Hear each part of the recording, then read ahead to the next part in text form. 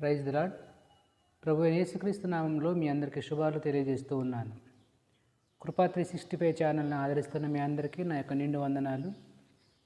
ఈరోజు కాసేపు దేవుని వాక్యం ద్వారా మనల్ని మనం పరిశీలన చేసుకుందాం.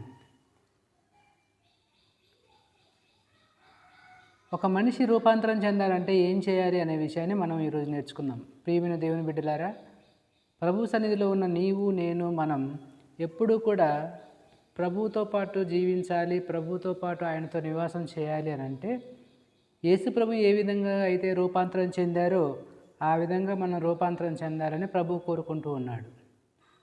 వాక్యంలోకి వెళ్ళినట్లయితే కీర్తనల గ్రంథము 51వ అధ్యాయము 10వ వచనము. కీర్తనల గ్రంథము 51వ అధ్యాయము 10వ వచనము. దేవా, నా యందు శుద్ధ హృదయమును కలుగజేయుము, నా అంతరంగంలో స్థిరమైన మనస్సును నూతనముగా పుట్టించుము. దేవునికి మహిమ కలుగునుగాక.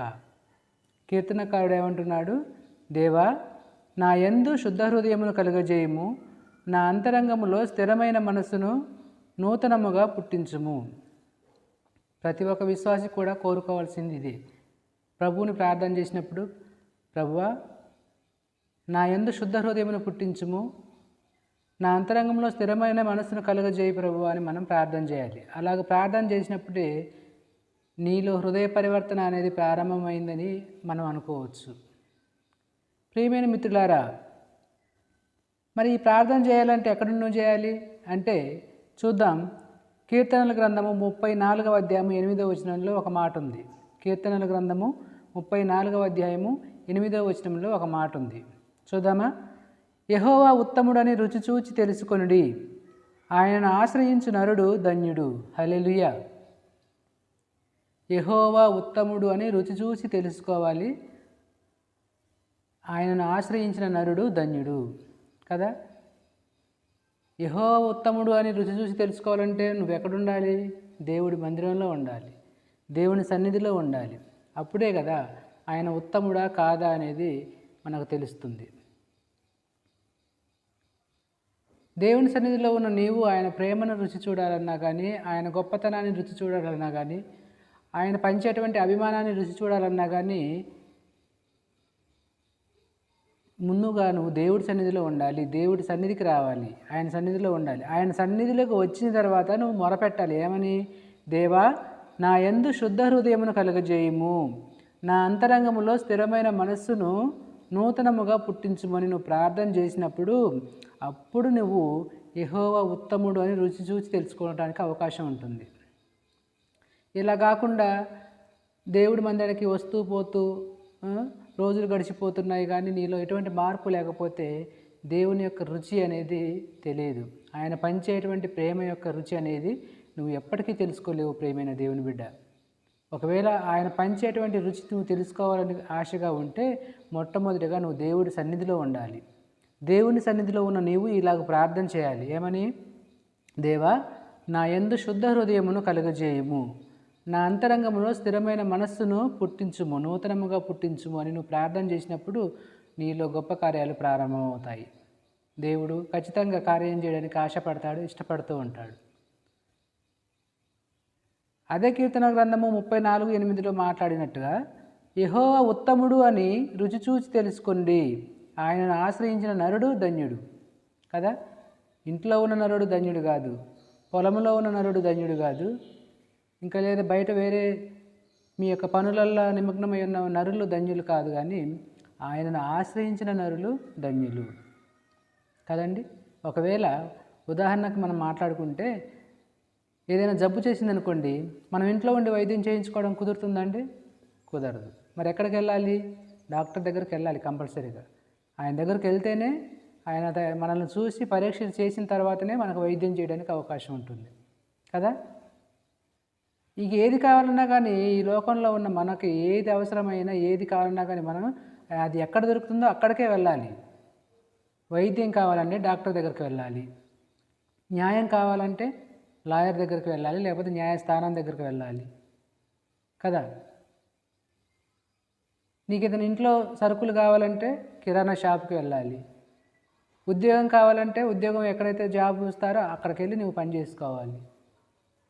నీకు రోజు ఒక 300 రూపాయల కూలి కావాలంటే పొలంలో పని చేయడానికి వెళ్ళాలి కదా.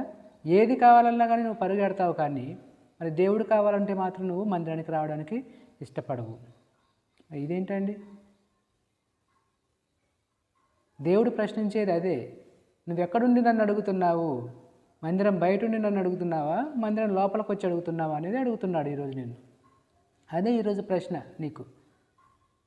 మందిరం లోపలికి వచ్చి నువ్వు ఆయన్ని ప్రార్థన చేసినప్పుడు నువ్వు ఏ విధంగా ప్రార్థన చేస్తున్నావో, దేని కొరకు ప్రార్థన చేస్తున్నావో అవి నీకు సమకూరుస్తాడు ఖచ్చితంగా.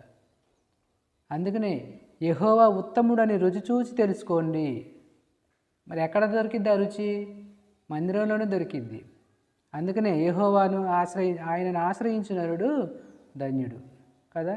నువ్వు ధన్యుడిగా ఉంటున్నావా, ధన్యత లేనివాడుగా ఉంటున్నావా పరిశీలన చేసుకోవాలి. యెహోవా ఉత్తముడని రుచి చూసి తెలుసుకోవాలంటే ముందుగా నువ్వు మందిరంలో ఉండాలి. మందిరానికి రాకుండా యెహోవా ఉత్తముడు అని తెలుసుకోవడం నీకు అసాధ్యము కదా. అందుకని ప్రియమైన దేవుని బిడ్డ, పరిశీలన చేసుకుందాం. మనం మందిరంలో ఉంటున్నామా, మందిరం బయట ఉంటున్నామా? దేవుని ఎరిగిన బిడ్డగా, దేవుని తెలుసుకున్న వాడివిగా, పుట్టుక నుండి క్రైస్తవుడిగా చలామణి అవుతున్న నీవు, దేవుని సన్నిధిలో ఉంటున్న నీవు మరి ఇప్పుడు ఎక్కడున్నావు? నీ పరిస్థితి ఎక్కడుంది?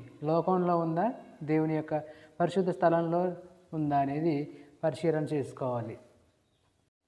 అంత మాత్రమే కాదు, ద్వితీయోపదేశకాండము 18వ అధ్యాయం 13వ వచనంలో కూడా ఒక మాట ఉంది. ఏమని?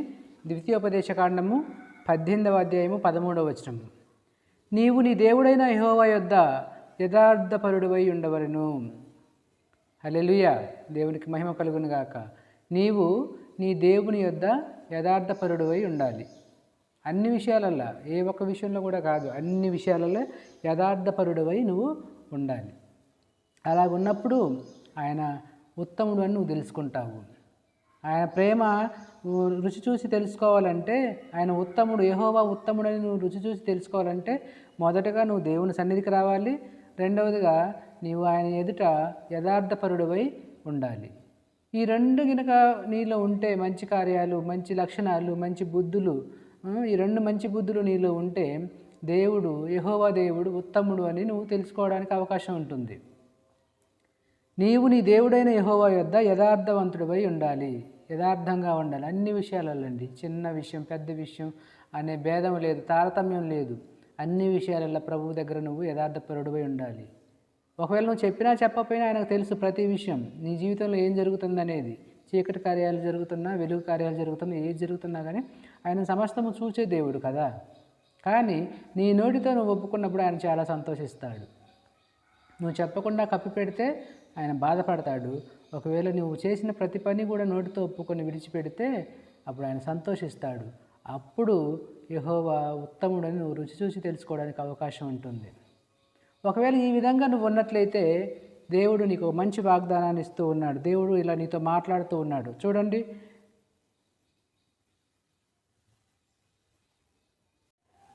హల్లెలూయా, దేవునికి మహిమ కలుగును గాక. ఒకవేళ ఆ విధంగా నీవు ఉండగలిగినట్టయితే దేవుడు నీతో ఇలా మాట్లాడాలని ఆశపడుతూ ఉన్నాడు. సామెతల గ్రంథము 3వ అధ్యాయము 1 నుంచి 5 వచనాలలో దేవుడు ఈ విధంగా నీతో మాట్లాడుతున్నాడు. సామెతల గ్రంథము 3వ అధ్యాయము 1 నుంచి 5 వచనాలు. నా కుమారుడా, నా ఉపదేశమును మరువకుము, నా ఆజ్ఞలను హృదయపూర్వకముగా గైకొనుము. అవి నీకు దీర్ఘాయువును, సుఖజీవముతో గడుచు సంవత్సరములను, శాంతిని నీకు కలుగజేయును. దయను, సత్యమును ఎన్నడూను నిన్ను విడిచిపోనీయకుము. వాటిని కంఠభూషణములుగా ధరించుకొనుము. నీ హృదయమును పలక మీద వాటిని వ్రాసుకొనుము. అప్పుడు దేవుని దృష్టి యందును, మానవుల దృష్టి యందును నీవు దయనొంది మంచివాడవని అనిపించుకొందువు. నీ స్వబుద్ధిని ఆధారము చేసుకొనక నీ పూర్ణ హృదయముతో యెహోవా యందు నమ్మిక ఉంచుము. హల్లెలూయా, దేవునికి మహిమ కలుగునగాక. ఒకవేళ ఈ 5 వచనాలలో ఉన్న మాటలు నీ జీవితంలో నువ్వు గనక పాటించినట్లయితే ఖచ్చితంగా దేవుని యొక్క ఆశీర్వాదాలు, దేవుని యొక్క దీవెనలు నువ్వు మెండుగా పొందుకుంటావు. ప్రేమైన దేవుని బిడ్డ, రూపాంతరం చెందడం అంటే ఇదే. దేవుడు రూపాంతరం ఏ విధంగా చెందాడు, ఆ విధంగా రూపాంతరం చెందడం కాదు. కానీ మనం వ్యక్తిగతంగా రూపాంతరం చెందాలి అంటే మొదటిగా దేవుని సన్నిధికి రావాలి. దేవుని సన్నిధిలోకి వచ్చిన నీవు యెహోవా ఉత్తముడు అని రుచి చూసి తెలుసుకోవాలి. రుచి చూసి తెలుసుకోవాలంటే నీ యందు ఎటువంటి లోపము అనేది లేకుండా నువ్వు దేవుని ఎదుట యథార్థపరుడివై ఉండాలి. ఒకవేళ నీవు అలా ఉండినట్లయితే దేవుడు 5 మాటలు నీతో మాట్లాడుతున్నాడు. సామెతల గ్రంథం నుండి 3వ అధ్యాయం 1-5 వచనాలలో మాట్లాడుతున్నాడు. నువ్వు మానవుల దయయందును దేవుని దయయందును దినదినము వర్ధిల్లాలంటే నువ్వు ఈ రీతిగా ఉండాలి కదా. కాబట్టి ప్రియమైన దేవుని బిడ్డ, నువ్వు నీ యొక్క విశ్వాస జీవితాన్ని కొనసాగించాలంటే, కాపాడుకోవాలంటే నువ్వు దేవుని సన్నిధిలో ఉన్న నీవు విడువక ప్రార్థించాలి. విడువక నిత్యము ఆయన సన్నిధిలో ఉన్న నీవు ఆయన అంటుపట్టుకొని జీవించాలి. అంటే నిరంతరం కూడా ఎల్లప్పుడూ ఆయన పాదాలు పట్టుకొని బ్రతిమాలుకోవాలి. ప్రభువా, నేను పాపిని, నా పాపాలకు క్షమించయ్యా, నన్ను నీ వలె మార్చు ప్రభువా అని ప్రార్థన చేయాలి.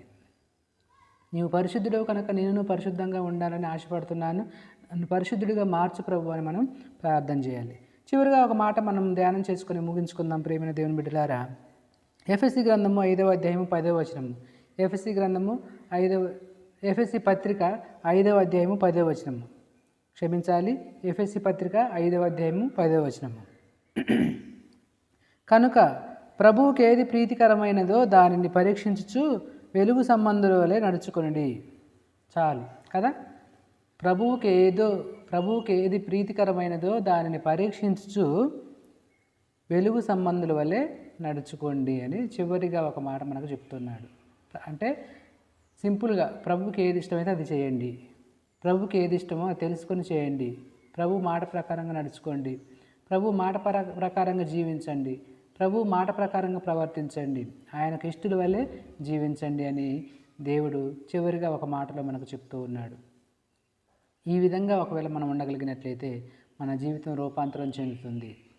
రూపాంతరం చెందిన నీవు ఈ లోకంలో ఒంటరివాడవు కావు. ఈ లోకంలో నీవు ఒంటరివాడవు కానే కావు. ఎందుకంటే దేవుని కృప ఎల్లప్పుడూ నీకు తోడై ఉంటుంది. నీకు మాత్రమే కాదు, నీ కుటుంబానికి తోడై ఉంటుంది.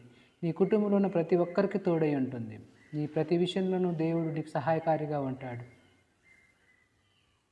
ఆయన చేసేటువంటి గొప్ప కార్యాలు నీ కుటుంబంలో, నీ జీవితంలో మెండుగా జరుగుతాయి.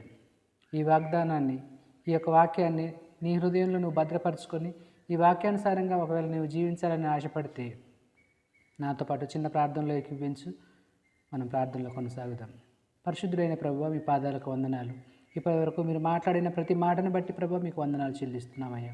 అయ్యా, రూపాంతరం చెందాలంటే ఏం చేయాలని ప్రభువా మీరు మాకు నేర్పించారు తండ్రి, మీకు స్తోత్రం. అయ్యా, నీ వల్ల మేము కూడా ప్రభువా రూపాంతరం చెంది తండ్రి నీ యొక్క నిత్య రాజ్యంలో మేము ప్రవేశించే గొప్ప ధన్యతను, భాగ్యాన్ని పొందుకునేందుకు సహాయం చేయమని, అన్ని విషయాల్లో ప్రభువా మీ కృప చొప్పున మమ్మల్ని నడిపించమని, విన్నటువంటి వాక్యం మా హృదయంలో భద్రపరచుకునేందుకు కావలసిన శక్తిని మాకు దయచేయమని, ఆ వాక్యానుసారంగా మా జీవితాలను సరిచేసుకునే కృపను మాకు దయచేయమని యేసయ్య నామములో ప్రార్థన అడుగుతున్నాం పరమ తండ్రి. Amen, amen, amen. Praise the lord. ప్రియమైన దేవుని బిడ్డలారా, మీ అందరికీ వందనాలు. కృపా 365 ఛానల్ని అభిమానిస్తూ ఆదరిస్తున్న మీ అందరికీ కూడా నా యొక్క నిండు వందనాలు తెలియజేస్తూ ఉన్నాను. మనం ఇలాగే ముందు కొనసాగుదాం. మరొక మంచి వర్తమానంతో మీ ముందుకు వస్తాను. అంతవరకు నేను సెలవు తీసుకుంటున్నాను. ఈ వాక్యం మీకు ఆదరణ కలిగించినట్లయితే, మీకు ఆశీర్వాదంగా అనిపించినట్లయితే కృపా 365 ఛానల్ని సబ్స్క్రైబ్ చేసుకోండి, లైక్ చేసి, షేర్ చేసి, కామెంట్ చేయండి. ఈ వర్తమానం ఇంకా అనేక మందికి చేరినట్లుగా మీరు ఈ వాక్యాన్ని షేర్ చేయమని మిమ్మల్ని ప్రార్థిస్తూ మరి నేను సెలవు తీసుకుంటున్నాను. ప్రభు కృప సదాకాలము మీ అందరికీ తోడయుండు నడిపించునుగాక. ఆమేన్, ఆమేన్, ఆమేన్.